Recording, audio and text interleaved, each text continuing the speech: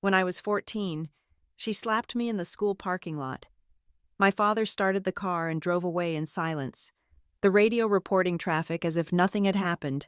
I held the sting, watching the breath-fogged glass, and promised myself I would remember every detail. 18 years later, I walked into the Norbridge Meridian boardroom with a document box, a subpoena, and a quiet plan. My name is Avery Quinn.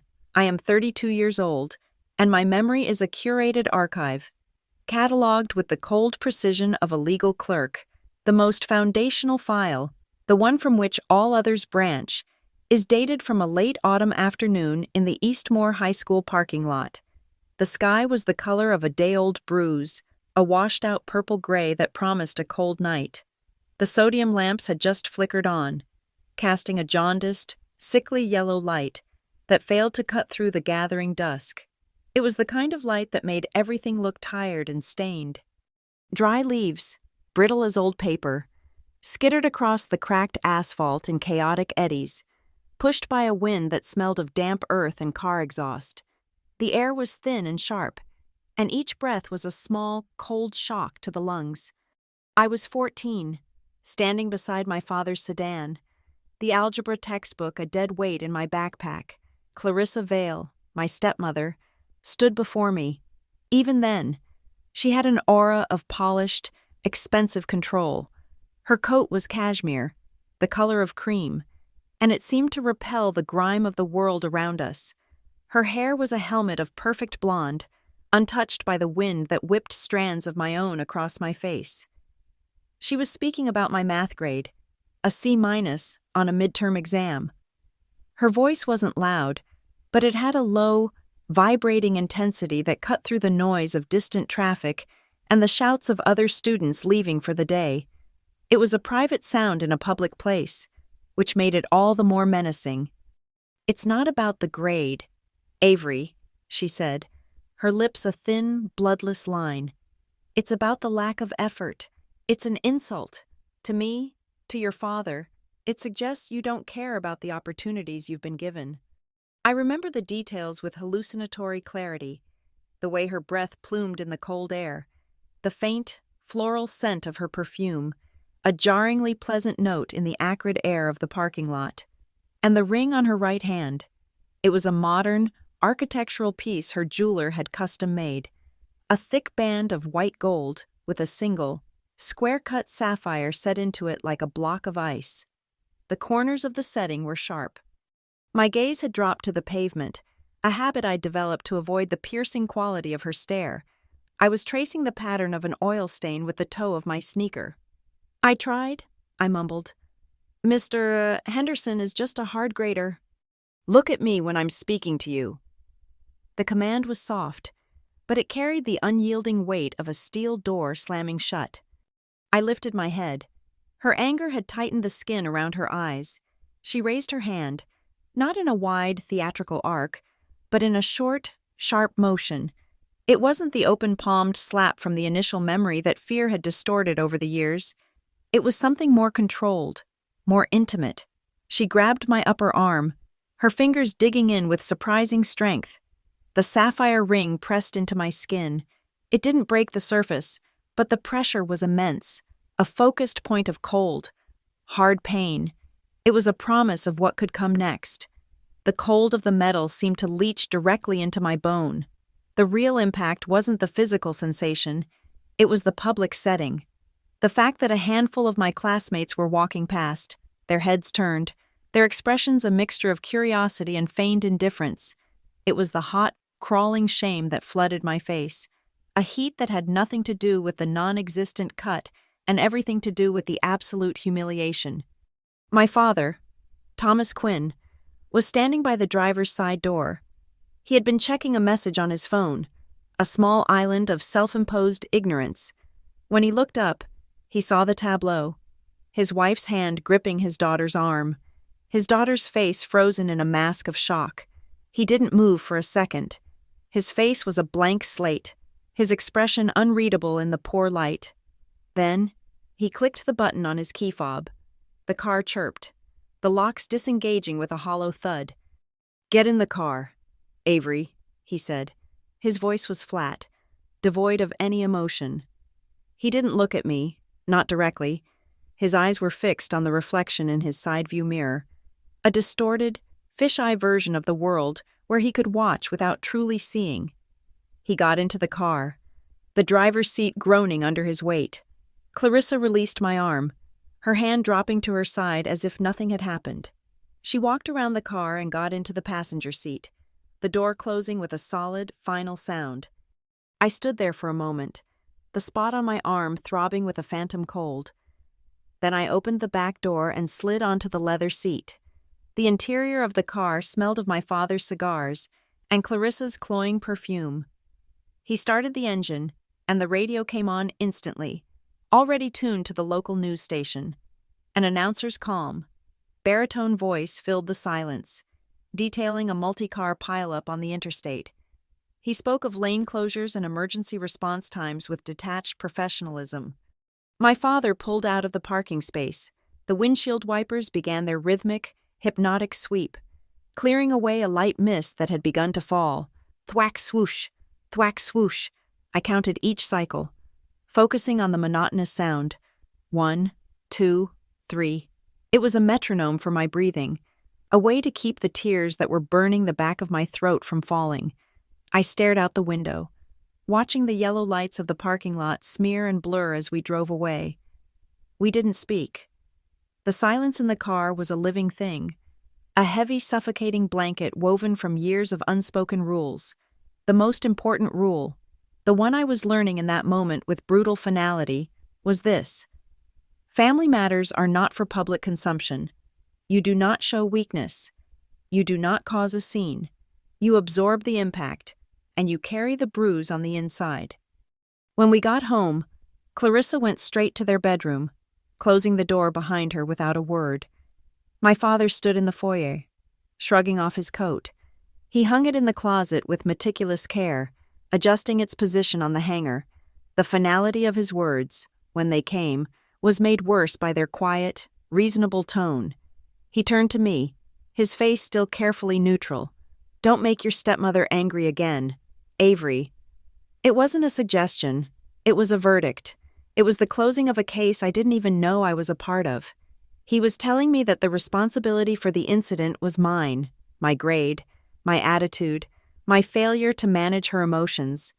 Her anger was a force of nature, like a storm, and it was my job to build a shelter or get out of the way. In that moment, something inside me shifted. The frantic, 14-year-old fear that had been churning in my stomach began to cool and harden into something else. It was a cold, clear understanding. No one was going to protect me. My father wasn't my shield. He was part of the architecture of the silence. If I was going to be safe, I would have to become my own fortress. And if I was ever going to be heard, I would have to learn to speak a language more powerful than anger or tears, the language of rules, the language of law. Later that night, long after the house had fallen silent, I went into my room and locked the door. My arm was a mottled patchwork of red and purple where her fingers had been. The deepest mark was a small, angry red rectangle where the corner of the sapphire had pressed into my skin. I took out my phone, a clunky, pre-smartphone model with a terrible camera. There was no front-facing lens, so I had to go into the bathroom, angle my arm under the harsh vanity light, and twist my body to try and get a clear picture in the mirror's reflection.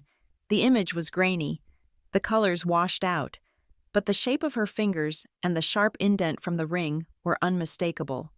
I saved the photo, then I navigated through the phone's rudimentary menu system and created a new folder. I named it Science Project. The image file I named Specimen01 JPG. It was the first time I understood that documentation was a form of power. Naming a file, creating a folder. These were not just acts of organization. They were acts of survival. It was how you took a moment of chaos and pain and you contained it, filed it, and preserved it.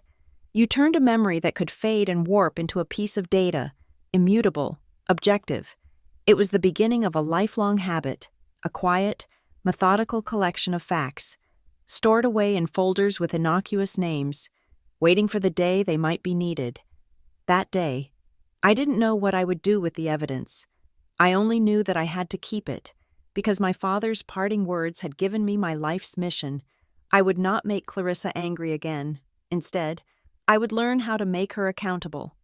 The Norbridge Meridian Tower is a monument to inorganic perfection, a sheer blade of blue-tinted glass and structural steel dropped into the concrete heart of Greyford. It doesn't just reflect the sky, it processes it, deepens it, and throws back a colder, more expensive version of the light. The lobby is a canyon of Italian marble, so vast and echo-filled that your footsteps sound like a judgment. The air, recycled and chilled to a precise 68 degrees, smells of three things: an industrial-grade cleaning solvent with a faint citrus note, the damp wool of expensive overcoats, and the aggressively bright, slightly burnt aroma of the single-origin coffee brewing at the minimalist kiosk. This is my world. This is my fortress. My name is on an office on the 44th floor. The plaque is brushed aluminum, the font a clean, authoritative sans serif. Avery Quinn, head of corporate controls and ethics. My office is precisely 30 paces down a pearl gray carpeted hall from the double-width mahogany doors of the main boardroom. I am the company's conscience, its internal auditor, the person paid to ask the uncomfortable questions. My job is to find risk, to assess it, and to neutralize it. I am the gatekeeper of the company's integrity. The irony is so thick, I sometimes feel I could choke on it. Clarissa Vale, my stepmother, works on the 40th floor. She doesn't just have an office, she has a domain, as the chief people officer of Norbridge Meridian. She is the empress of a kingdom built on soft metrics and hard power. Her floor is a masterpiece of corporate propaganda. It has living plant walls, ergonomic huddle pods in soft, optimistic colors, and digital screens that display a rotating loop of our corporate values: integrity, empathy, accountability, kindness. Clarissa is the architect of our culture of kindness. She gives keynote speeches, syndicated on internal channels, about psychological safety, empathetic leadership, and the power of vulnerability. She is beloved by the junior staff, who see her as a polished, maternal mentor. They don't see the way her eyes narrow when an assistant pours the wrong brand of sparkling water. They don't know the chill that can drop into her voice when a project timeline is threatened. But I do. I have the archive. My father, Thomas Quinn, is a ghost in this machine. His title is non-executive chairman. It's a title of respect, a golden parachute of prestige, and almost entirely ceremonial. He sits on the 45th floor, the executive floor, but he holds no operational power. He sold his majority stake in the company he built from a regional parts supplier into this glass and steel behemoth, to Pine and Hollis, a notoriously unsentimental private equity firm. 5 years ago, he is a figurehead, a living piece of corporate history who presides over board meetings with a practiced, weary gravitas. The sale to Pine and Hollis was his exit strategy. It was also my entry point. Private equity firms don't care about family. They care about returns. They care about risk. And in this new, hyper-transparent age, they care deeply about ESG, environmental, social, and governance metrics. A scandal involving a high-level executive isn't just bad PR. It's a multi-million-dollar write-down. It's a governance failure. Which brings me to my true job. My official duties are my cover. My real work begins after 5 p.m., when the hum of the office fades and the lights dim into their energy-saving mode. I didn't just go to law school. I specialized in corporate governance and securities law. I didn't just accept this job. I targeted it. For the past 4 years, I haven't just read the Norbridge Meridian corporate bylaws and ethics policies. I have memorized them. I have atomized them. I have cross-referenced every subsection of our whistleblower policy with the Sarbanes-Oxley Act and the latest Delaware General Corporation law rulings. I know the precise, dry, and lethal language of our governance charters. I know the exact procedural requirements to trigger an internal investigation. And I know the specific, non-negotiable definition of a for-cause termination of a C-suite executive. Clarissa's kingdom is built on the soft language of culture. My arsenal is built on the hard, unyielding language of the contract. In the bottom right drawer of my desk, secured by a biometric lock that only recognizes my thumbprint, is a small, fireproof lockbox. Inside, there are only 2 items. The first is a small, silver-framed photo of my real mother, Catherine. It was taken at a lake house, years before she got sick. She's wearing a yellow sundress. Her hair is a mess from the wind, and she's laughing, her head thrown back in genuine, uncalculated joy. She died when I was 10, 4 years before the incident in the Eastmore High parking lot. The second item rests against the glass of the photo frame. It is my current Norbridge Meridian employee ID. The plastic card, with my neutral expression photo and my title, is cold to the touch. I keep them together. The memory and the weapon, the reason and the method. The building is full of whispers. This is a family company, or at least it was. Everyone on the executive floors knows I am Thomas Quinn's daughter. They assume my ascent was a frictionless glide, greased by nepotism. They see my title, my proximity to the boardroom, and they fill in the blanks. She's a Quinn. Thomas is setting her up. Family connections. It's the perfect camouflage. No one sees the predator who studies them. They see a beneficiary, not a threat. They see a quiet, perhaps slightly awkward legacy hire. I cultivate this. I never have lunch with my father in the executive dining room. I never speak to Clarissa in the hallways unless she speaks to me first. I avoid them, publicly, like fire. The staff interprets this as commendable professionalism, or perhaps a strained family dynamic. They are half right. It is a strained dynamic. It is a dynamic I am preparing to sever. My habit, born from a grainy JPEG file named specimen01.jpg, has evolved with technology. I now maintain an archive that is systematic and incorruptible. Every significant email I send, every report I file, every budget approval that crosses my desk, gets a blind copy, archive, Avery at Proton, me. It's an external, encrypted, offline server based in Switzerland. It's a parallel set of books, my own private e-discovery system. When Clarissa's department loses a harassment complaint filed against one of her favorites, a copy of the initial digital submission, complete with metadata, is in my archive.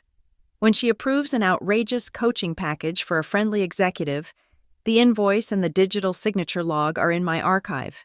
It's the mundane, daily, keystroke by keystroke construction of a case. It's not just one file. It's a mosaic of 1,000 tiny documented, verifiable breaches of policy. My days are a steady rhythm of meetings, risk assessment matrices, and compliance reports. The rhythm is even, predictable, like footsteps down this glass hallway. "Good morning, Clarissa," I say, my voice perfectly neutral. When we find ourselves in the same elevator, she smiles, a bright, hard plastic smile. "Avery, good to see you. We must have lunch soon." "Of course," I reply, looking at the floor numbers as they light up. "I'll have my assistant check my calendar." We both know she won't. "Yes, Father," I say in our weekly check-in call. "The Q3 risk report is on track, no significant flags. Every day is a performance. Every polite nod is a carefully calibrated lie. Every signed-off compliance form is one more thread pulled taut. I am not living. I am waiting. I am counting down, not to a holiday, not to a promotion, but to a meeting, a special meeting of the board of directors, one that isn't on any calendar but my own, one that I am building, piece by piece, in the silence of my office, 2 doors down from the room where it will all end. The first crack in Clarissa's polished world did not appear with a bang, but with a whisper, a digital whisper, to be precise. It arrived as a new ticket in the confidential ethics reporting portal I managed, Case 734A, classified as Anonymous Concern. The language was spare, stripped of emotion, likely typed by nervous fingers in the dead of night. It alleged that a formal harassment claim, filed 6 months prior by a mid-level analyst in the marketing department against a vice president, had simply vanished. The employee who filed it had been part of a strategic restructuring. A month later, the VP, a known favorite of Clarissa's, had just received a significant stock option grant. This was not news to me. A copy of the original complaint, time-stamped and saved as a PDF from the initial submission portal before it could be scrubbed, was already nestled in my Proton Mail archive. But the anonymous report was different. It was a catalyst. It was no longer my private knowledge. It was now an official corporate matter. It gave me the procedural justification to begin a formal inquiry. My first step was a digital records request, sent to the HR Information Systems Department, citing Case 734A and requesting a full audit trail for the original complaint file. The official response came back 48 hours later. File not found. Record may have been corrupted or improperly logged. A digital dead end, as designed. But a documented dead end is its own form of evidence. The next thread appeared in the ancillary payroll data I was reviewing as part of a routine Q3 controls audit. Tucked away under a non-specific general ledger code were recurring payments for something labeled Executive Enrichment Coaching. These weren't standard leadership training seminars. These were 5-figure monthly packages, paid out to a select group of 5 senior managers. All 5 were known to be in Clarissa's inner circle. The recipient of the vanished harassment complaint was not on the list. The VP he had accused, however, was. The vendor providing this coaching was a boutique consultancy called Empathis LLC.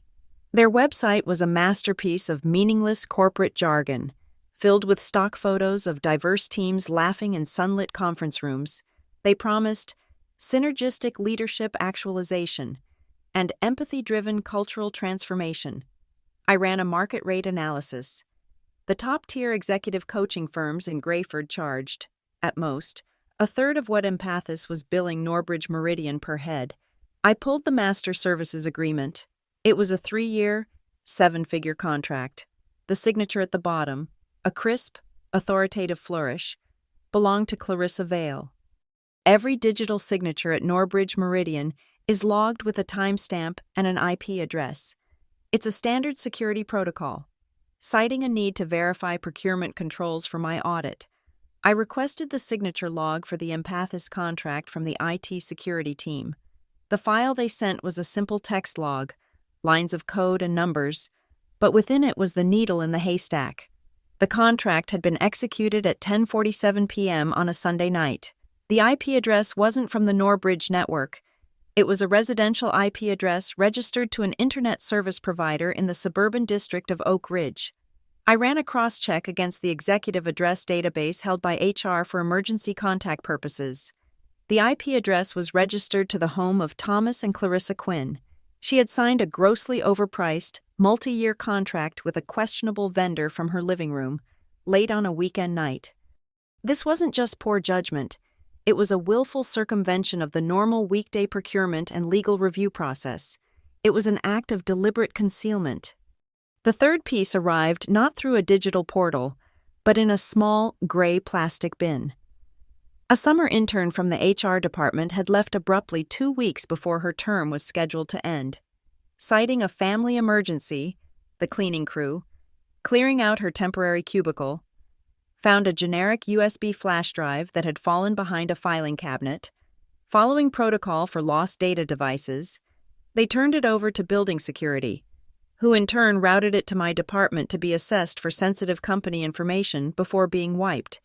It was a standard, boring piece of administrative process, except for the label on the drive, written in black Sharpie, not kind at all. I took the drive to a sandbox terminal, a machine disconnected from the company network, to examine its contents. It contained a single folder, which held a collection of screen-captured instant message conversations, a handful of audio recordings likely made with a phone, and a subfolder of emails saved as EML files. There were no notes, no explanations, just raw data. I began the painstaking process of cross-referencing the dates and times on the files with the corporate calendar, the dates of the audio files, which were muffled recordings of meetings, lined up perfectly with a series of closed-door, urgent HR strategy sessions from Clarissa's calendar, the chat logs, between several of Clarissa's direct reports, discussed the handling of the analyst from the vanished harassment claim. And then I found it. An email from Clarissa to her head of HR operations, sent the day before the analyst was laid off. The subject line was housekeeping. The body of the email was short and direct. Regarding the marketing redundancy, it read, "We need to ensure a smooth transition. Please proactively manage his exit and clean out his digital and physical lockers by end of day. Let's not leave any loose ends for the quarterly review." Clean out his locker? It was the corporate equivalent of a mob boss ordering a hit. It was a written, documented instruction to retaliate against a whistleblower by erasing his presence and his complaint from the company's memory. It was the direct link between Clarissa's authority and an illegal act. The intern, this quiet, forgotten summer hire, had understood exactly what she was seeing. She had seen the rot beneath the culture of kindness and had simply, silently, made a copy.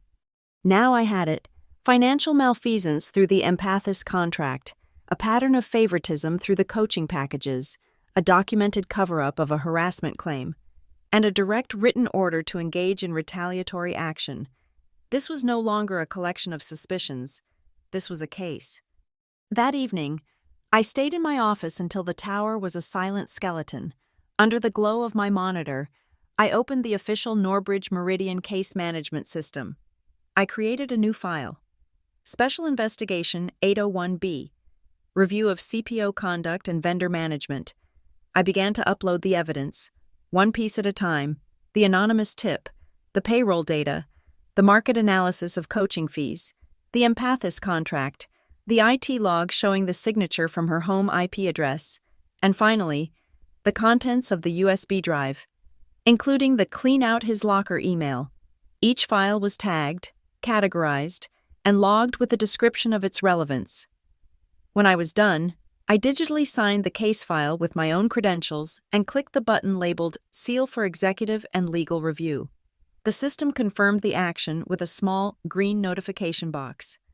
The file was now locked, time-stamped, and could not be altered or deleted, only appended to by a user with my level of clearance or higher. It was official. It was immutable. I leaned back in my chair, the silence of the 44th floor pressing in on me. I had a complete, legally sound case for cause termination. It was everything the board and the legal team would need. But as I stared at the case number on the screen, I knew it wasn't enough. This was a case about money and procedure.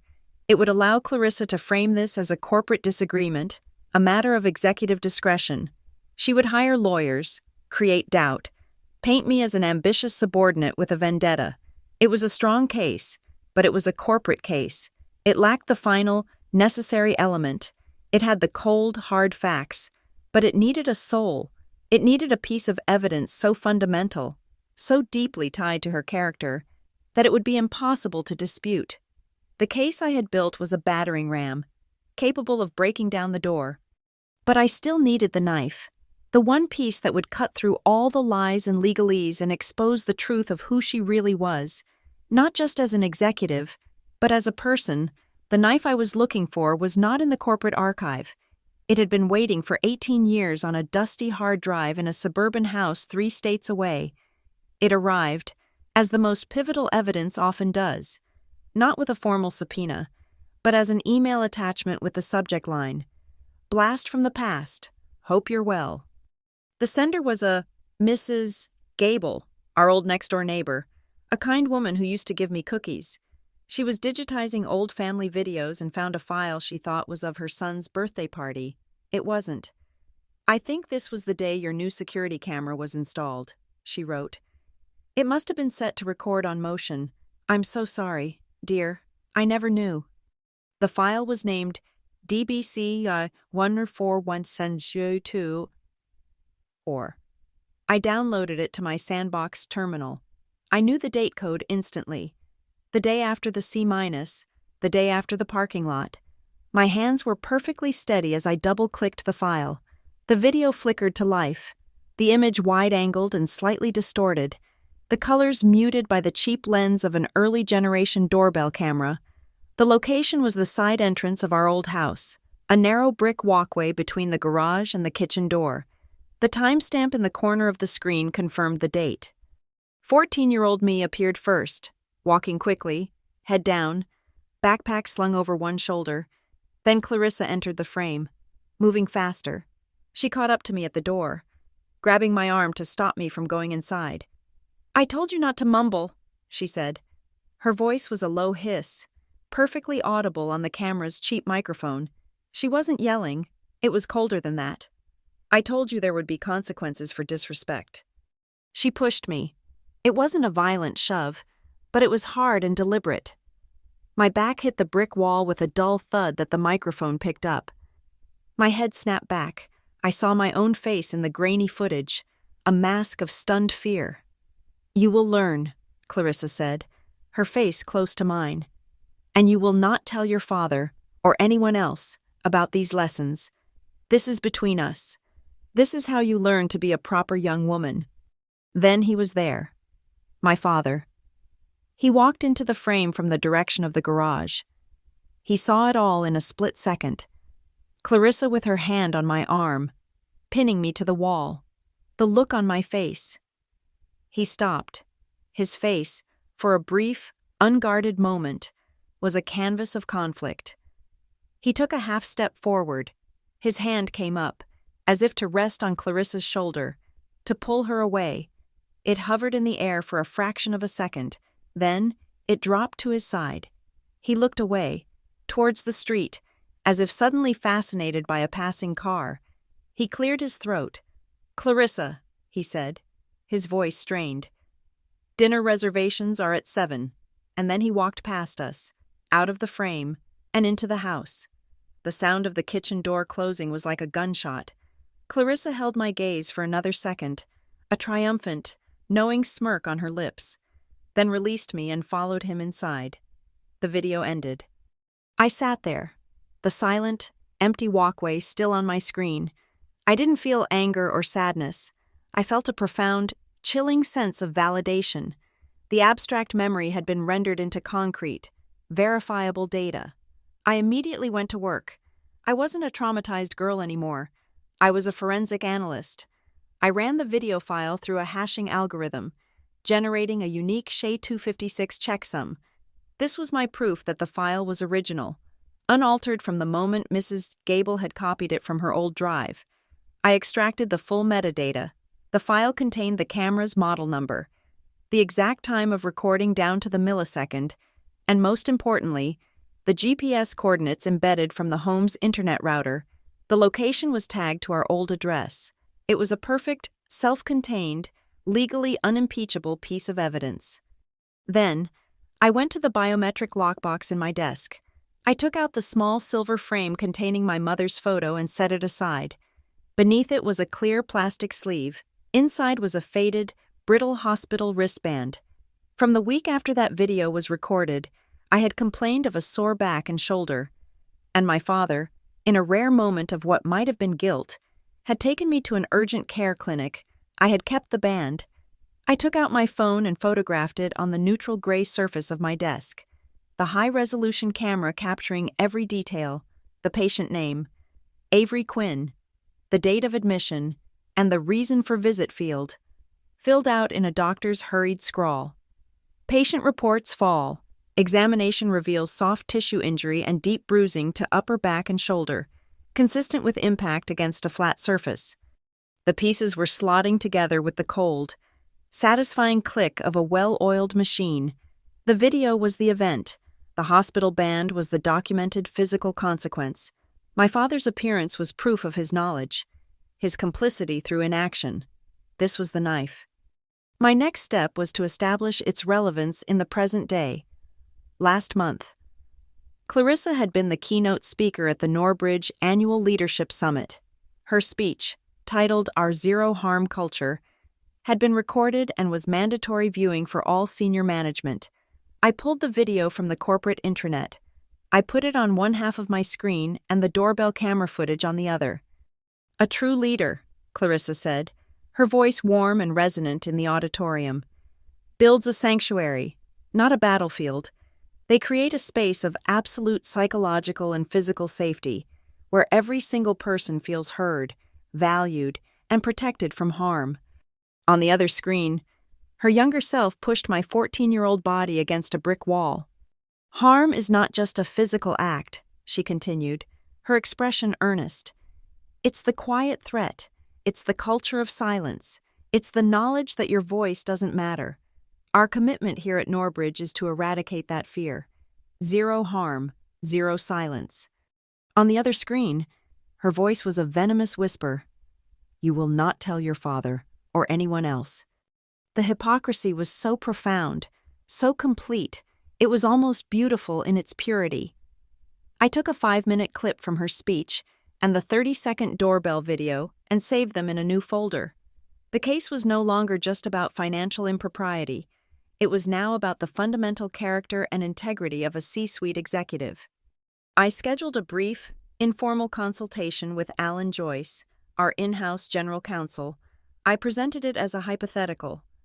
Alan, I said, if we were to receive credible, verifiable evidence that a senior executive, in their past, engaged in conduct that directly contradicts the core tenets of our company's stated ethics policy, say our zero harm policy, would that be considered a material issue for the board?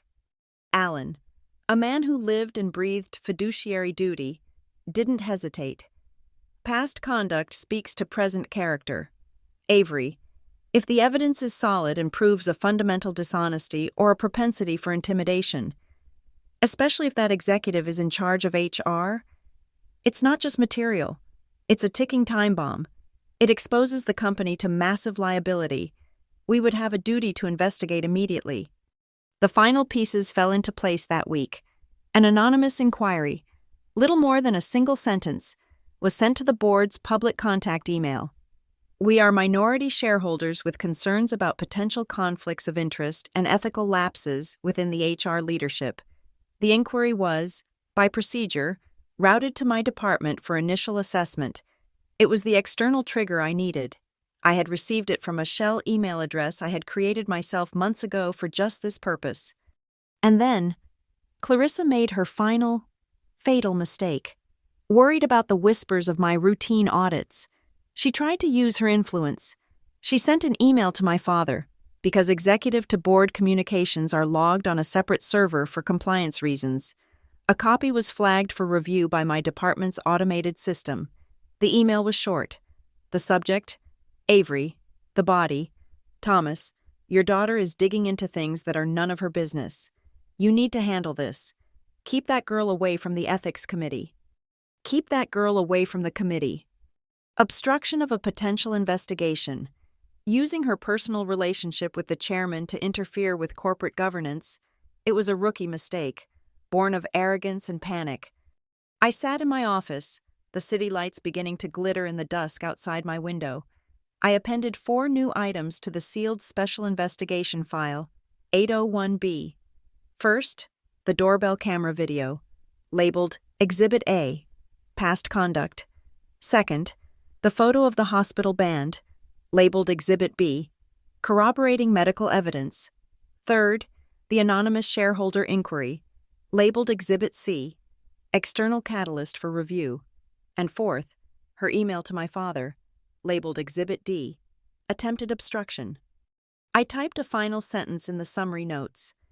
The accumulated evidence suggests a pattern of behavior, both past and present, that poses a significant governance risk and contradicts the fiduciary duty owed by the chief people officer to the company and its shareholders. The story was no longer about a frightened girl and a cruel stepmother. That was the motive, the fuel, the ghost that drove me. But the case, the clean, cold, irrefutable case, was about something else entirely. It was about corporate malfeasance. It was about my legal and ethical obligation as head of controls. This was not a family drama to be played out in whispers and slammed doors. This was a matter of corporate law, to be presented under the cold, unforgiving lights of a boardroom, and it was my duty to present it. In the architecture of corporate power, the bylaws are the load-bearing walls. Most employees think of them as boilerplate, a thick, unreadable document of legalese they sign on their first day and never look at again. I think of them as a schematic. I think of them as an armory. For the past 4 years, I have read them until the pages softened at the edges, until I could recite key sections from memory. My entire strategy was built not on emotion, but on the cold, unyielding text of 2 specific, overlooked clauses. The first was Bylaw 9.3. It was buried in the section on officer conduct. It stated, in language as dry as bone, that any director or officer of Norbridge Meridian found to be engaged in dishonest conduct, fraudulent misrepresentation, or any act that runs materially contrary to the company's established safety and integrity policies, could be subject to immediate temporary suspension of all duties, pending a full board review. The power to enact this suspension did not lie with the CEO or the chairman. It lay with a simple majority vote of the Ethics Committee. The second was Bylaw 12.7. Shareholder called special meetings. This clause stipulated that any shareholder or group of shareholders holding a combined beneficial stake of 10% or more could formally petition the board to call a special meeting of shareholders for a stated purpose. The board was legally obligated to schedule this meeting within 5 business days. And crucially, a subsection added by Pine and Hollis during their acquisition specified that such meetings, if involving matters of governance, must be made accessible to all shareholders via a secured, live-streamed feed. Clarissa's power was soft. It was built on relationships, on intimidation, on the culture she curated. My father's power was a shadow, built on legacy and his title as chairman. My power was structural. It was written in black ink, ratified by the board, and filed with the SEC. Pine and Hollis, the private equity firm that held our leash, owned an 18% stake. They were not a family. They were a fund. They did not care about feelings. They cared about their investment. They were terrified of risk, particularly the new, shiny, and expensive category of risk known as ESG, environmental, social, and governance. A scandal involving a chief people officer covering up harassment, retaliating against whistleblowers, and engaging in self-dealing would be a catastrophic ESG failure. It would violate the representations they had made to their own limited partners. I did not send them the doorbell video. I did not send them an emotional letter. On Monday morning, at 9:01 a.m., I sent a 7-page memorandum from my official head of controls email address to the 2 managing partners at Pine and Hollis who sat on our board. The subject line was, Urgent, Confidential ESG Risk Assessment and Governance Failure, Special Investigation 801B. The memorandum was a masterpiece of cold corporate prose. It never once used the word stepmother. It referred to Clarissa Vale only by her title. Chief People Officer, it detailed, in bulleted, chronological order. Financial irregularities identified in the Q3 controls audit, specifically concerning non-competitive single-source vendor contracts, refs, Empathis LLC, executed by the CPO outside of standard procurement protocols. Systemic failures in HR record-keeping, creating significant legal liability. Reference Case 734A, alleged lost harassment claim. Documentary evidence suggesting a directive from the CPO to engage in retaliatory action against a reporting employee, referent housekeeping email, USB drive not kind at all. A formal attempt by the CPO to obstruct a governance function by leveraging her personal relationship with the non-executive chairman, referent email, keep that girl away from the committee. The discovery of verifiable, non-corporate evidence, reference Exhibit A, past conduct, that demonstrates a foundational conflict between the CPO's past personal conduct and the company's zero-harm culture, creating a severe integrity and credibility risk. The memo concluded, the attached findings from Special Investigation 801B represent a clear and present material risk to the company's reputation, financial standing, and governance integrity. As head of corporate controls and ethics, I am legally obligated to report this to the board. I attached the sealed case file summary. The full evidence, I noted, was available in a secure virtual data room, for which their legal counsel would be granted immediate access. The response from Pine and Hollis was not a phone call. It was a formal letter from their legal counsel, which arrived in my inbox and the general counsel's inbox at 11:30 a.m. Just 2.5 hours later, the letter was a precise legal instrument. It formally invoked Bylaw 12.7, citing their 18% stake. It demanded a special meeting of the Board of Directors to be held in no more than 72 hours for the purpose of reviewing the findings of Special Investigation 801B. And then, the critical directive. We require a full presentation of this investigation's findings to be delivered by the head of Corporate Controls and Ethics, Avery Quinn. This meeting will be live-streamed to all registered shareholders as per Bylaw 12.7c. They had done it. They had taken the responsibility from me and handed it back as a direct, non-negotiable order. I was no longer an accuser. I was simply a reporter, compelled by shareholder demand to present my findings. The next 72 hours were a blur of cold, precise logistics. I booked the North Room, the largest glass-walled boardroom on the 44th floor, for the required time slot, Thursday at 10 o'clock a.m. I locked the meeting on the corporate calendar. I coordinated with the IT department. This is a special board meeting called by Pine and Hollis, I explained, my voice flat and procedural. I need a secure, encrypted, listen-only public stream set up for all registered shareholders. I also need a separate, secure portal where documents can be uploaded for the board's review. Live, during the meeting, legal has the full brief.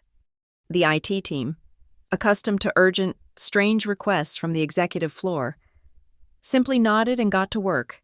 They saw a high-stakes governance meeting. They had no idea they were building a gallows. My final act was to send the calendar invitation. The attendee list was small and brutal. The full board of directors, which included my father and the 2 Pine and Hollis partners, Alan Joyce, our general counsel, and Clarissa Vale, whose attendance was mandatory. The subject line I chose was a bland, corporate euphemism: mandatory board meeting, policy alignment review. The responses came in quickly. The partners from Pine and Hollis accepted without comment.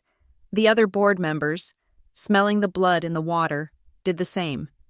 Clarissa's response came last. She hit reply all. Her message was a single, dismissive character, a smiley face emoji. I stared at it. That one emoji was the summation of her arrogance. I was just that girl, the quiet, awkward daughter playing at a big job. This was just another boring policy review I had drummed up. She had no idea.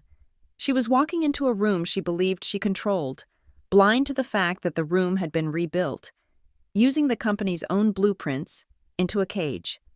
My father's reply was the last one, a single, terse, received. No acceptance, no decline, just an acknowledgement. The digital equivalent of the silence in the car 18 years ago. I closed my laptop. My work on the computer was done. The mechanism was in motion. A complex clockwork of bylaws and legal demands that could not be stopped. I swiveled in my chair and turned to the high-resolution printer in the corner of my office. I opened the file for Exhibit B, the photo of the hospital wristband. I printed it on glossy photo paper, the colors sharp and clinical, the doctor's handwriting. Soft tissue injury was perfectly clear. I took a single sheet of heavy white cardstock from my desk drawer. I clipped the photograph to it. It was the one piece of evidence I would not upload to the server. It was the one piece of evidence that was not digital, not a file, not a log. It was a physical object, a relic. I slid it into my leather portfolio, next to my legal pad. The digital case would strip her of her job. This one, small picture, would strip her of everything else. I didn't go home, not to my own apartment, a sterile glass box on the 22nd floor that smelled of nothing. With the clockwork set and the meeting looming, I felt a deep, gravitational pull toward the one place where truth had ever felt simple. I drove my car across the bridge, into the old neighborhood, and parked in front of a 4-story brick walk-up, the apartment of my maternal grandfather. He was gone, 3 years now, but I still paid the rent. I kept the utilities on. I couldn't let go of it. He was the man who had raised my mother, Catherine. He was a contract lawyer from an era of fountain pens and sworn affidavits. A man who believed the most sacred thing in the world was a clearly written clause. After my mother died and my father remarried, my grandfather became my only refuge. He never spoke ill of Clarissa. He never had to. Instead, he would sit me at his heavy mahogany desk, give me a cup of weak tea, and teach me to read, not fiction, but contracts. Look for the weasel words. Avery, he'd say, his finger tapping a dense paragraph. People hide in the qualifiers. Look for what isn't said. That's where the lie is. I let myself in with the old brass key. The air was perfectly still, heavy and thick with the smell I had craved. Old books with yellowing pages, the faint, sweet ghost of the pipe tobacco he'd smoked, and the acidic tang of paper and leather. It was the smell of history, of things that were recorded and could not be undone. I wasn't looking for anything. I was just there to breathe, to armor myself in the atmosphere of his integrity.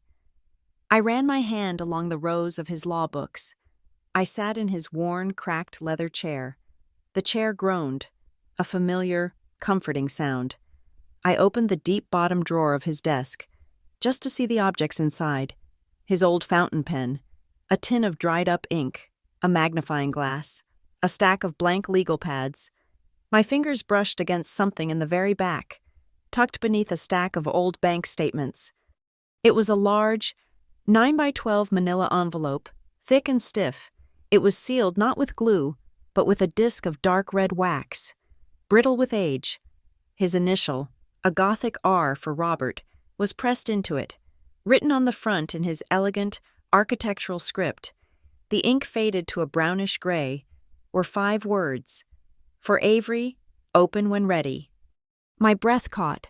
I had cleaned out this desk. I had sorted his papers. How had I missed this? He had left it for me. A dead man's switch, a final piece of instruction. Ready. I looked at the clock on the wall. It was 9:00 p.m. The meeting was in 13 hours. I was as ready as I would ever be. I broke the seal. The wax snapped and crumbled onto the desk blotter. Inside, there was no letter, not at first. There was a stack of documents, professionally bound, a finalized copy of a last will and testament, dated 15 years ago, but it wasn't his. The name on the cover sheet was Catherine Quinn, my mother. I sank into the chair, the document cold in my hands. My father had handled her estate. He had told me, with a hand on my shoulder, his voice full of practiced sorrow, that after her medical bills, there was nothing left. It was all gone. He had presented it as a tragedy. He had lied. It was an administrative procedure. I read the legal language, the words my grandfather had taught me to parse. She had a small portfolio, some bonds, some mutual funds, and then Article 4, Section B. All shares, interests, and/or options held in the entity known as Norbridge Manufacturing, Inc., the company's original name, I bequeath, in their entirety, to my daughter, Avery Catherine Quinn, to be held in trust by my father, Robert L. Vance, until her 25th birthday. My father had built the company, but my mother, a brilliant consultant in her own right, had been one of its first strategic advisors. In the early days, she had been paid partially in founders' shares. It was a small block. After dilution from the IPO and the private equity sale, it was a rounding error. It was less than 1%. But it wasn't nothing. It was enough. My father had never told me. He had never transferred the trust. The shares had just sat there, in a brokerage account managed by my grandfather's estate, dormant but legally mine. I was not just an employee. I was not just the head of controls. I was a shareholder.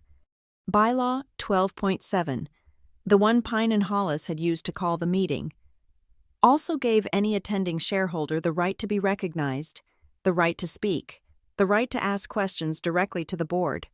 Tomorrow, I wasn't just presenting a report to them, I was attending the meeting with them, as an owner. At the very bottom of the envelope, beneath the will, was a single sheet of my grandfather's heavy cream-colored stationery, a handwritten letter to me. Avery, if you are reading this, it is because you are in a fight, and you came here looking for a weapon. This will is one, the shares are a key, but they are not the real weapon. You come from a line of people who see the truth. Your mother saw it, I see it, and you see it. It is not a gift. Avery, it is a burden. It will make you lonely. People who build their lives on convenient fictions will hate you for it. They will tell you that your truth is an inconvenience. They will tell you that silence is strength. They will tell you that peace is better than justice. They are liars. Peace built on a lie is just a prison. You have a spine made of your mother's steel. Do not let them bend it. When you speak, speak only the facts. The facts are your fortress. And remember, you do not need anyone's recognition, approval, or permission to be real. You only need the truth. Go be unquiet. Grandfather. I sat in the dim light of his desk lamp for a long time. The static silence of the room was ringing in my ears. I felt a profound, cold calm settle over me. This was my inheritance, not the shares, but this, the permission to do what I already knew I had to. I took out my phone. I opened the voice memo app. I didn't do it for the board. I did it for me. I needed to create a new timestamp, a new record to mark the end of the old one. I hit record. I read the letter aloud, my voice low and steady in the quiet room. You only need the truth. I stopped the recording. Timestamp final. Hooray. I emailed the file, along with a scan of the will's cover page, to my personal, encrypted archive. I was packing the documents into my briefcase when my phone vibrated. The screen lit up the dark room, a name I hadn't seen on my phone in months. Clarissa Vale. It was 1:13 a.m. I let it ring 3 times, then answered, my voice perfectly flat. Hello? Clarissa? The line was dead silent for a second. Then her voice came, and it was a voice I hadn't heard in years. It wasn't the warm, empathetic, polished tone of the chief people officer. It was the voice from the brick walkway, a low, controlled hiss, stripped of all its artifice and vibrating with a panic she couldn't conceal. Avery, I don't know what kind of pathetic, internal power game you think you're playing with this meeting. I don't know what little procedural nonsense you think you've dug up. It was a formal request from Pine and Hollis, I said, my voice as cold as the glass in my office. I don't care who sent the email, she snapped. This is your father's company. This is our family. You are embarrassing him. You are embarrassing me. Whatever this is, you will make it stop. Tomorrow. You will stand up. You will say your review is complete, and you will report that you found no material issues. You will say less, not more, for the good of the family. Do you understand me? The threat was so blatant, so perfectly Clarissa. It was the same command from 18 years ago. This is between us. You will not tell anyone. She was still trying to manage the narrative, still believed she could control me with the phantom power of family. I understand that you are calling me at 1 a.m, I said slowly, from a personal number, to instruct me on how to present findings to the board of directors in a shareholder-called meeting. I would call that attempted obstruction of corporate governance. Clarissa, wouldn't you? The silence on the other end was absolute. I heard a sharp intake of breath. That is my job. Clarissa, I continued. I will present my findings as required by the bylaws. I suggest you get some rest. It's going to be a long day. I hung up before she could find her voice. I turned off my phone, not just the ringer, but the entire device. I drove back to my apartment, the city streets empty and clean.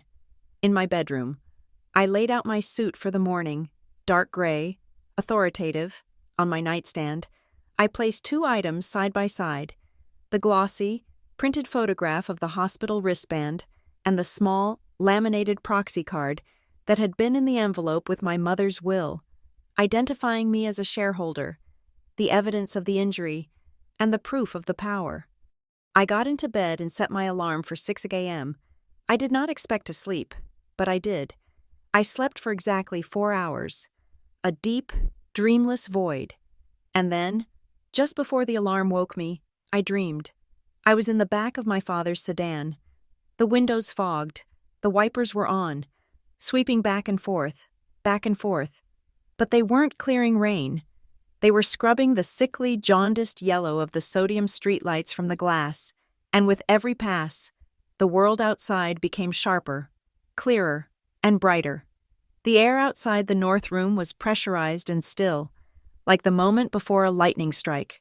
The long, glass-walled corridor was crowded with the silent, anxious energy of people paid too much to show their nerves. Our CFO, a man named Gerald, was pretending to read something on his tablet, but his eyes weren't moving. Two lawyers from Pine and Hollis, a man and a woman in identical dark suits, stood with their arms crossed, their expressions as flat and predatory as sharks. They weren't looking at anyone. They were observing the environment, assessing threats. My father was there, standing apart from everyone else, staring out the floor-to-ceiling windows. The sky over Grayford was a uniform, unforgiving gray, and his reflection stared back at him, a pale ghost in a bespoke suit. Then Clarissa arrived. She was a vision of curated power, dressed in a sharp, cobalt blue dress that made her stand out against the muted tones of the hallway. She wasn't walking. She was making an entrance. She smiled brightly at Gerald, touched the arm of one of the Pine and Hollis lawyers in a gesture of feigned camaraderie. She saw me, standing by the doors, my leather portfolio held at my side. Her smile tightened almost imperceptibly at the edges. She gave me a small, condescending nod, the kind a queen might give to a stable hand. She thought this was her room, her stage. At precisely 10:00 a.m., the mahogany doors swung open. I walked in first. The room was a theater of corporate power. A vast black granite table polished to a mirror sheen sat in the center, surrounded by 20 leather chairs. At the far end, a video screen the size of a wall glowed with the Norbridge Meridian logo. I took my place at a small lectern to the side, the position designated for a presenter. The board members filed in and took their seats. My father sat at the head of the table, his ceremonial position as chairman. Clarissa sat to his right, her designated seat as a C-suite officer. She placed her phone on the table, face up, a gesture of casual disregard. I waited until the last board member was settled. I looked at my father. He refused to meet my gaze. "Mr. Chairman," I began, my voice amplified slightly by the room's microphone system. "This special meeting of the Board of Directors has been called by shareholders in accordance with Bylaw 12.7. The purpose is to review the findings of Special Investigation 801B. The live feed to registered shareholders is now active." I clicked the first slide. A simple, clean timeline appeared on the screen. "The investigation began following an anonymous ethics report," I said, my voice even and detached, a tour guide through her own meticulously constructed inferno. "We subsequently uncovered several areas of significant governance risk. For the next 20 minutes, I was the perfect head of controls. I walked them through the Empathis contract, showing the market rate analysis and the final contract costs side by side. The disparity was a stark, threefold gap. I showed them the IP address log, highlighting the signature from Clarissa's home on a Sunday night. I moved to the executive enrichment packages, listing the names of the beneficiaries, a tight circle of her loyalists. Then, I presented the evidence of the lost harassment file, showing the documented official response from HR that the record was corrupted, followed by the email from the Not Kind at All USB drive, where Clarissa gave the order to clean out his locker.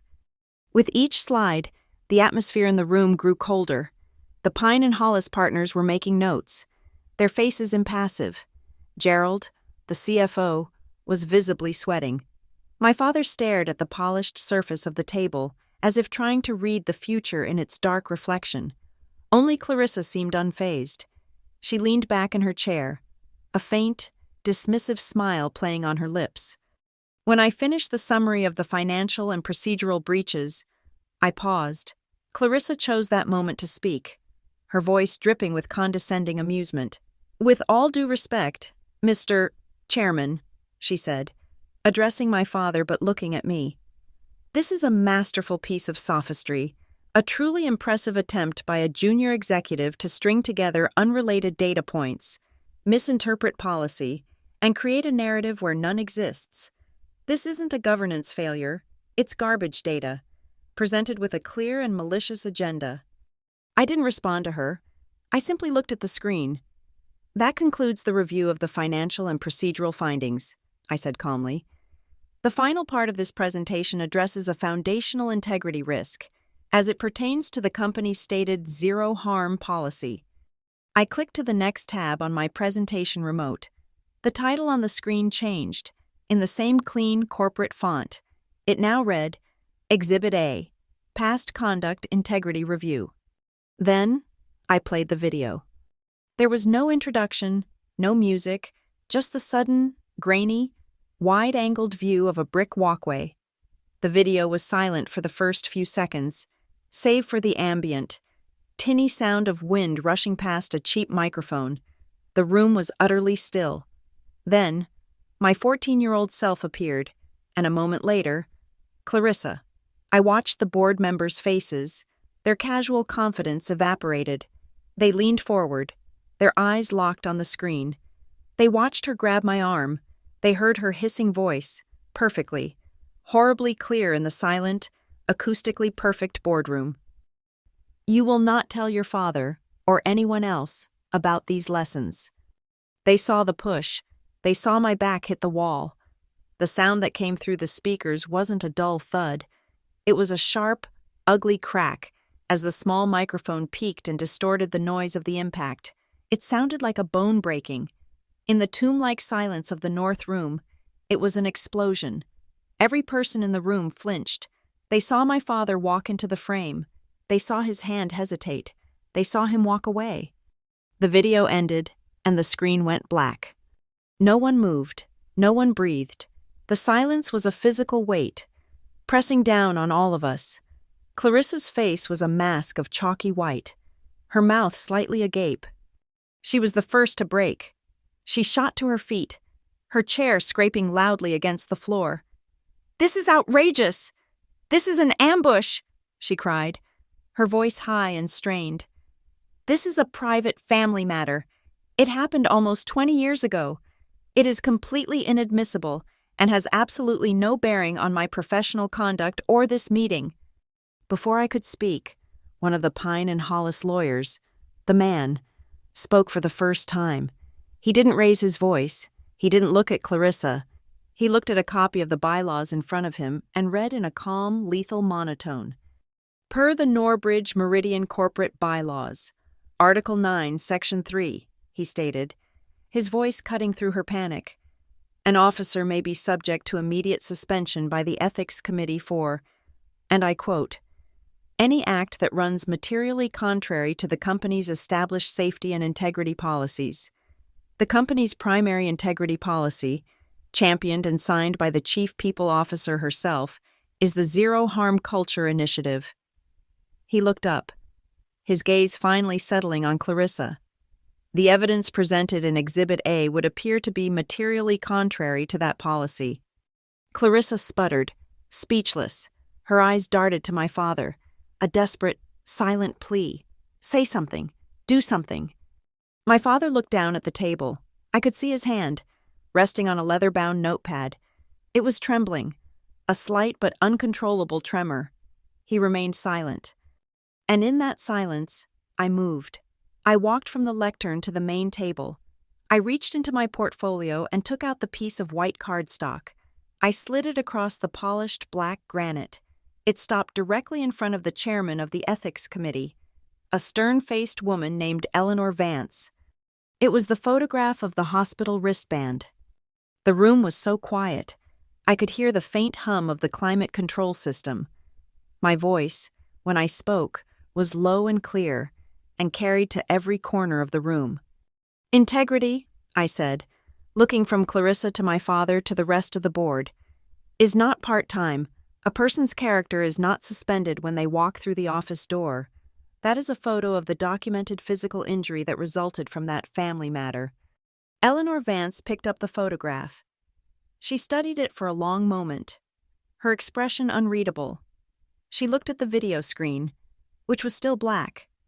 She looked at Clarissa, who had sunk back into her chair, looking utterly defeated. Finally, she looked at the other two members of the Ethics Committee. In light of the evidence presented in Exhibit A and Exhibit B, Eleanor said, her voice ringing with authority, and the clear conflict with our company's core integrity policies, I am calling for a procedural vote under Bylaw 9.3. She paused, her eyes sweeping the table. The motion is for the immediate temporary suspension of all duties and privileges of the Chief People Officer, Clarissa Vale, pending a full board review and formal investigation. All in favor? She raised her hand. The other two members of the committee raised theirs instantly. It was unanimous. It was over. The vote for suspension hung in the air. A final, unalterable judgment. The silence in the north room was absolute, broken only by the sound of Clarissa's ragged breathing.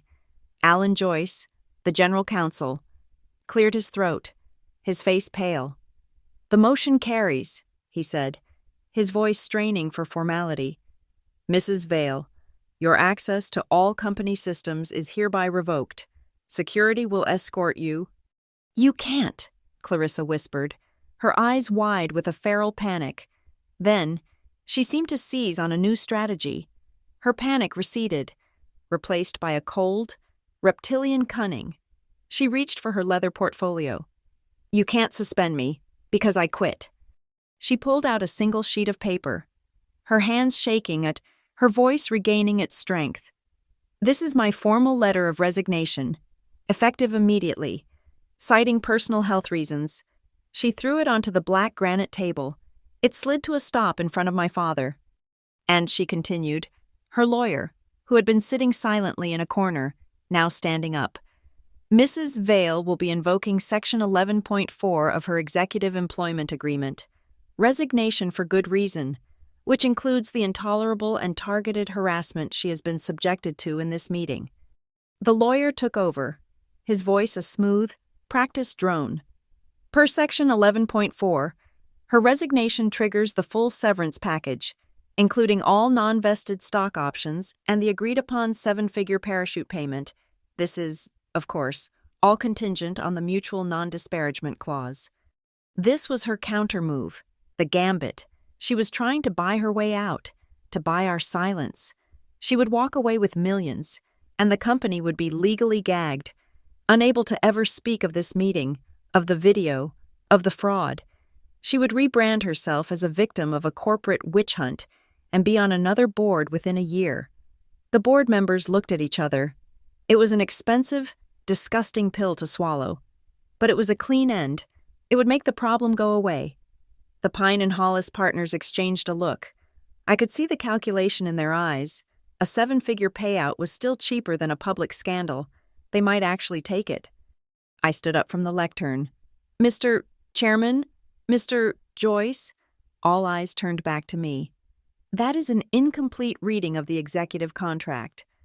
Clarissa's lawyer scoffed. "Ms. Quinn, I believe I know my client's contract."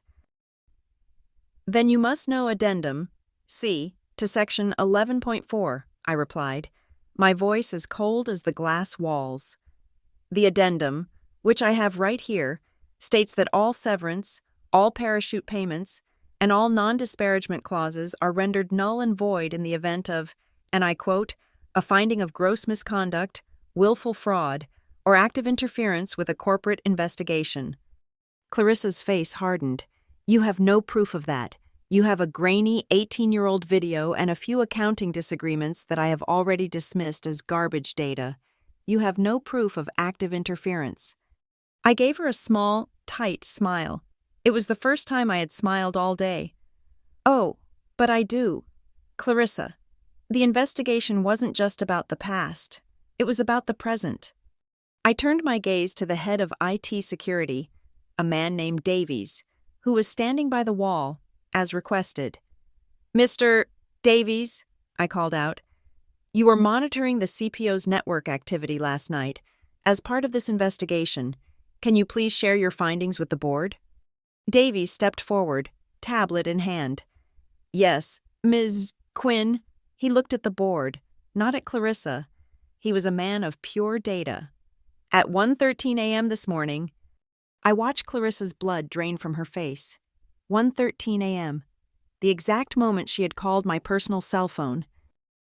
Immediately following a phone call the CPO placed to Ms. Quinn's mobile. Davies continued. A series of remote wipe commands were initiated from the CPO's home laptop. The commands were targeted, using specific keywords. The keywords were empathis, payroll owes, coaching package, and housekeeping.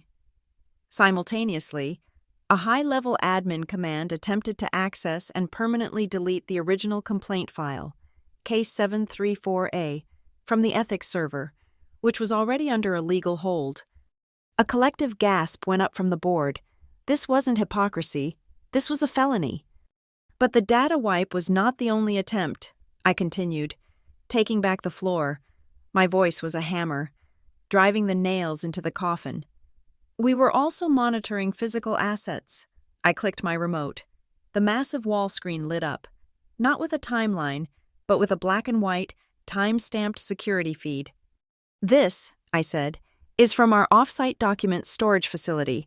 The timestamp is 1:28 a.m., approximately 15 minutes after the failed data wipe.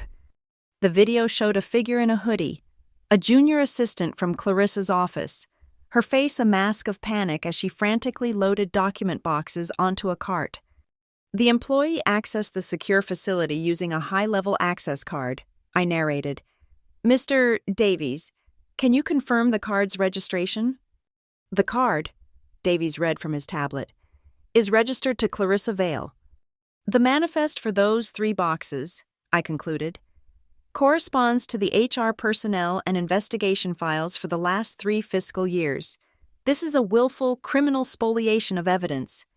You trapped me, Clarissa whispered, her voice choking. You called me, I said, my voice devoid of all emotion. You tampered with a sealed investigation. I just documented it. Alan Joyce, the general counsel, looked as if he was going to be physically ill. Given this active and deliberate destruction of evidence, this moves beyond a corporate governance issue.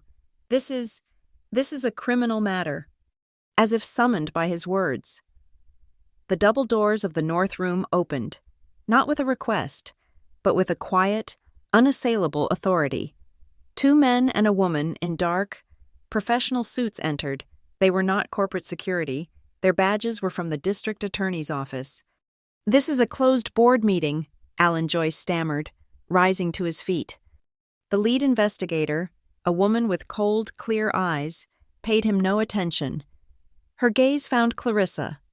Clarissa Vale, she said, her voice filling the room. We have a warrant for your arrest on the suspicion of felony evidence tampering, obstruction of justice, and witness intimidation. This was the final layer. The meeting wasn't the trial. The meeting was the trap. I had filed a criminal complaint with the DA's office 2 days ago. Based on the original evidence, her phone call to me, her witness intimidation, was the last piece they needed to act. The meeting was simply the most convenient, most public, and most inescapable place to serve the warrant. The investigators were moving toward her. Clarissa was frozen, her entire world collapsing in on her in a matter of minutes. Her eyes, wide and terrified, darted around the room, looking for a handhold, an escape. She found none. She was a cornered animal, and in her final, desperate moment, she turned to the man who had always been her shield, her enabler, the architect of the silence that had protected her for so long. Thomas! Her voice was a raw shriek, shredding the last of her polished facade. Thomas, say something. Tell them. This is our family. Tell them. The room was dead silent. Every person, every lawyer, every board member, even the investigators, stopped and looked at my father. He was the chairman. He was the patriarch. This was his final moment to choose. He sat at the head of the table. His hands flat on the granite. The tremor was gone. He slowly, deliberately, lifted his head. He did not look at his wife. He looked at me. His eyes, for the first time in my adult life, were not veiled or distant. They were clear, and they were filled with a profound, bottomless exhaustion. He took a single, shuddering breath. When he spoke, his voice was a whisper, but it echoed in the silence like a verdict. "I'm tired. Clarissa," he said. "I'm just so tired of being silent." It was an abdication. It was a confession. It was an apology. 18 years too late. But it was, finally, the truth. Clarissa seemed to deflate, the last bit of fight leaving her body as the investigators gently, but firmly, took her by the arm. "Ma'am, you need to come with us." As they were leading her out, the female lawyer from Pine and Hollis stood up. She addressed Alan Joyce, but her words were for the record. "Mr. Joyce, in light of this development, Pine and Hollis formally withdraws any and all consideration of a severance package. We expect the company to pursue all legal remedies available. We will be referring this entire matter, including the original financial malfeasance, to the district attorney's office for full criminal prosecution." She then turned to me. She didn't smile. She simply gave a curt, respectful nod. "Ms. Quinn, your investigation was exceptionally thorough." The room was a chaos of hushed conversations and people moving. One of the investigators, a man, approached me with a tablet. "Ms. Quinn, you are the complainant and primary witness. I need you to sign the chain of custody forms, transferring the evidence from your corporate servers to our jurisdiction." He handed me the tablet and a stylus. I took it. My hand was perfectly, unnaturally steady. I signed Avery Quinn in the digital box. My signature was clean, precise, and legible. I handed it back. "Mr. Davies, our IT director," I said, my voice still in that same flat, procedural tone, "has a full, encrypted, and hashed copy of the virtual data room prepared for you. He will transfer it now. It contains all exhibits referenced today, including the relevant security footage and deletion logs." I was just reading the instructions. I was just following procedure. My work here was done. The investigators led Clarissa from the room. They did not put her in handcuffs, not yet. But the finality of their presence, their quiet authority, was more damning than any steel. The heavy mahogany doors of the north room clicked shut behind them, and the sound seemed to suck all the remaining air out of the space. We were left in a vacuum of shock and silence.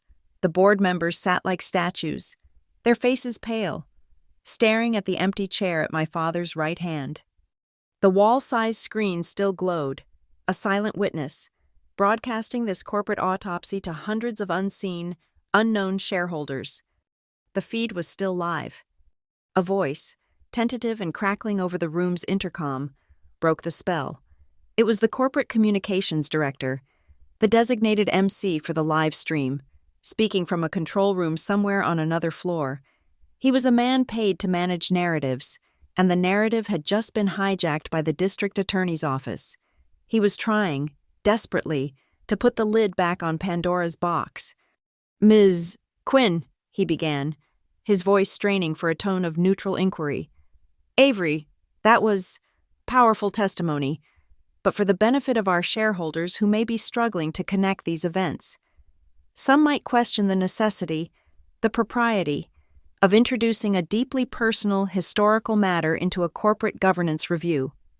Could you please address for the record why Exhibit A was material to this proceeding?"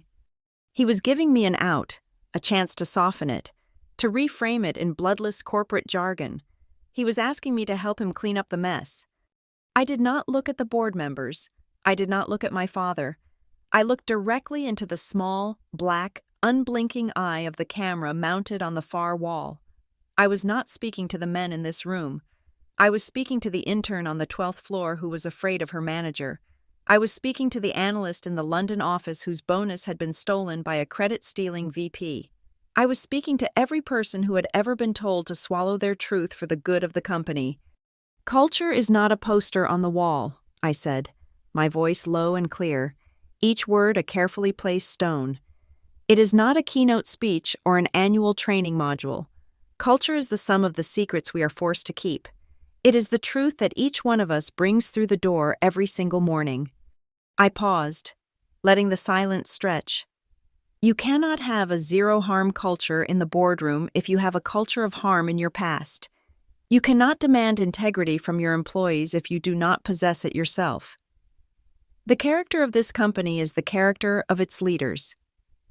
Exhibit A was not a personal matter. It was a data point on the character of the woman in charge of our people. It was the most material fact of all.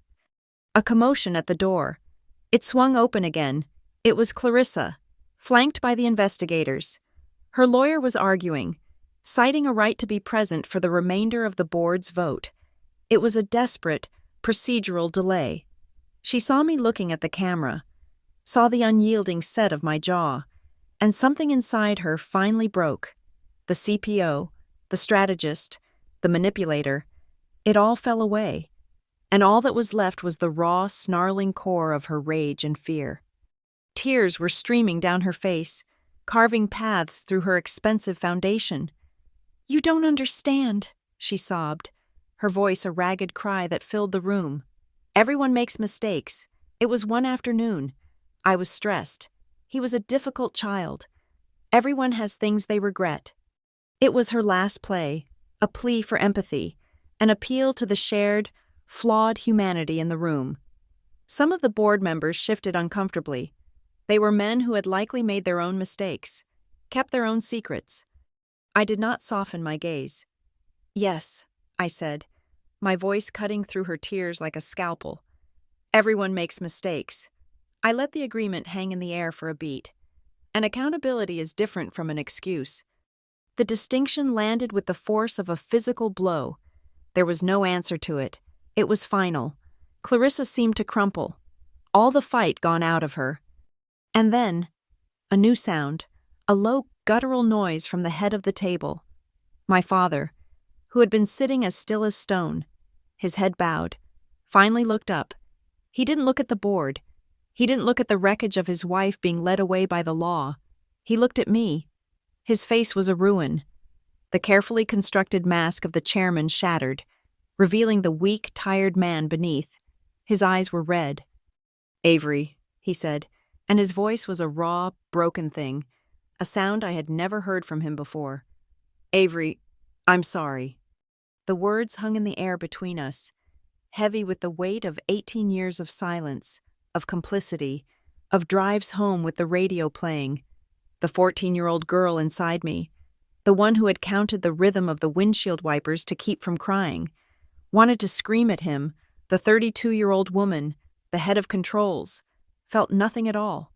It was just another data point, an admission of guilt, too late to matter. I did not cry. I did not offer forgiveness. I did not even nod.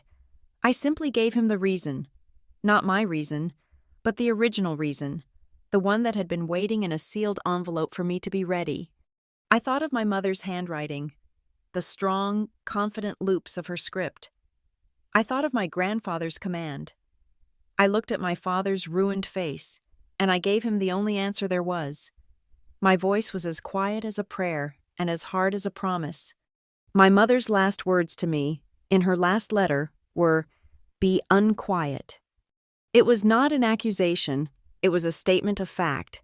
It was the closing argument. Eleanor Vance, the chair of the Ethics Committee, seized the moment. The drama was over. It was time for procedure. "In light of the new evidence of criminal evidence tampering and obstruction of justice," she announced, her voice a cold bell of authority, "I call for a new vote. The motion is for the immediate and permanent dismissal of Clarissa Vale from her position as Chief People Officer, and the forfeiture of all outstanding compensation, stock options, and severance benefits, for cause. The floor is now open for a vote." She didn't need to call for a show of hands. The right side of the massive wall screen, which had been dark, suddenly lit up. It was the shareholder chat feed, and it was a flood. "Approved. Aye. So moved. Vote yes. Approved. Approved. Seconded." A tidal wave of digital validation, a cascade of anonymous, unified judgment, poured down the screen. The board members didn't even need to speak. The owners of the company had spoken for them. The vote was a formality. Eleanor banged a small ceremonial gavel. The motion carries unanimously. I turned back to the lectern. My work was done. The meeting was, for all intents and purposes, over. I reached down and closed the lid of my laptop. The click was loud in the sudden silence. I reached into my portfolio and took out the small, laminated shareholder card my grandfather had kept safe for me. I slid it into my wallet, into a slot that had always been empty. It fit perfectly. My eyes drifted up to the large, minimalist clock on the wall. Its long, thin second hand was the only thing in the room moving with any purpose. It swept past the 12, then the 1, then the 2, in a smooth, silent, inexorable arc. The meeting had taken less than an hour. An 18-year-old debt had been settled. The clock kept ticking. The corporation, cleansed and cauterized, would continue. The machine would keep running, and tomorrow, I would come back to work. I left the north room without looking back. I did not wait for the board members to compose themselves or for my father to find more words. The elevator ride down the 44 floors was a descent through a silent, pressurized column of air. The doors opened into the marble canyon of the lobby, which was now just a lobby, a transient space that held no power over me. The air outside had a clean, sharp edge to it. A light, persistent rain was falling, the kind that doesn't soak you immediately but seeps into the seams of your clothes, chilling you to the bone. The sky was the color of slate. The smell was of wet asphalt and gasoline, the city breathing a damp sigh of relief. I was heading for the crosswalk when his car, the familiar black sedan, pulled up beside me. The passenger side window hummed down. He didn't look at me. He stared straight ahead, through the sweeping arcs of the windshield wipers. "Avery," he said, his voice quiet, stripped of the chairman's authority. It was just a man's voice. "Let me give you a ride." It was not a command. It was a request. Perhaps the first real one he had ever made of me. 18 years ago, I had been ordered into the back seat. Today, I had a choice. I looked at his profile. The hard lines softened by the gray light. I saw the tremor still there in his hand on the steering wheel. I walked around the front of the car, the headlights misting in the rain, and I opened the passenger door. I got in. Not in the back, in the front. He pulled away from the curb, merging silently into the stream of traffic. The radio was off. The navigation screen was dark. There was no news report about a traffic jam on the interstate. There was only the rhythmic, hypnotic thwack swoosh of the wiper blades and the soft, percussive drumming of the rain on the roof and the glass. The city slid by, a watercolor of blurred taillights and bleeding neon signs. We drove through 3 intersections, the traffic lights changing from green to yellow to red. Each one a small, silent chapter in our journey. The silence in the car was different this time. It wasn't the heavy, suffocating blanket of unspoken truths. It was a clean, empty space, a vacuum waiting to be filled. I wondered if he would try to explain, to justify, to bargain for a forgiveness I did not have to give. He didn't. As we sat at a red light in the middle of a wide, empty intersection, he spoke, his eyes still fixed on the road ahead. "Silence," he said, his voice a low, rough thing. Was a poor shield. I thought it was a way of keeping the peace, of protecting you. But it wasn't. It was just an absence. It was the most honest thing he had ever said to me. It was a confession, laid bare in the dim gray light of the car. It was an admission that his greatest failure was not an act, but the lack of one. He had built a fortress of quiet, and in the end, it had protected no one. The light turned green. The car moved forward. I watched the wipers sweep another layer of rain away from the glass. "It doesn't belong to us anymore," I replied. My voice was even. It was not a comfort, nor was it an accusation. It was a statement of fact. The silence, the secrets, the shame, they had been transferred. They were now exhibits in a legal proceeding. They belonged to the record, to the truth. They were Clarissa's burden to carry, and his, but they were no longer mine to keep. He didn't reply. He seemed to understand that the conversation was over. We drove the rest of the way to my apartment building without another word. He pulled up to the curb, the engine humming softly. He put the car in park. For a moment, I thought he might try for more, a hug, an explanation, a plea. But he just sat there, his hands on the wheel, looking at the rain on the windshield. The moment for manufactured sentiment had passed. The damage was too old, the wound too deep, to be closed with a simple gesture. We were two strangers who had shared a history, and we had just witnessed its conclusion. I reached for the door handle. As I did, my sleeve pulled back from my wrist. I glanced down. On the pale skin, there was a thin, white line, almost invisible unless you knew where to look. It was where the corner of a hospital band had once dug into my skin, a relic from a visit for a soft tissue injury. For years, that faint mark had been a hot, angry brand, a secret reminder. Now, under the cool, neutral light of the rainy afternoon, it was just a scar, a closed seam, a line that had been crossed. I stepped out of the car and onto the wet pavement. I closed the door, not with a slam of anger, but with a soft, final click. The sound was absorbed by the rain. I didn't look back. I heard the windshield wipers make one more clean, final sweep across the glass. A single, deliberate motion, like a pen striking a line through an old, finished sentence. The red of his brake lights held for a moment, painting the wet street in a warm, temporary glow. Then, they blinked off. The car was just a dark shape in the rain. The frame freezes on a single, perfect raindrop. Clinging to the glass of the passenger side window, it magnifies the blurred city lights behind it for a moment. A tiny, clear world of its own. Then, it trembles, and it breaks. Cut to black. The end. Thank you so much for listening to this story. I'd love to know where in the world you're tuning in from. So please drop a comment below and share your thoughts. If you enjoyed this, please consider subscribing to the channel and giving this video a like. And if you'd like to help it reach more people, hitting that hype button makes a huge difference and ensures more stories like this can be heard.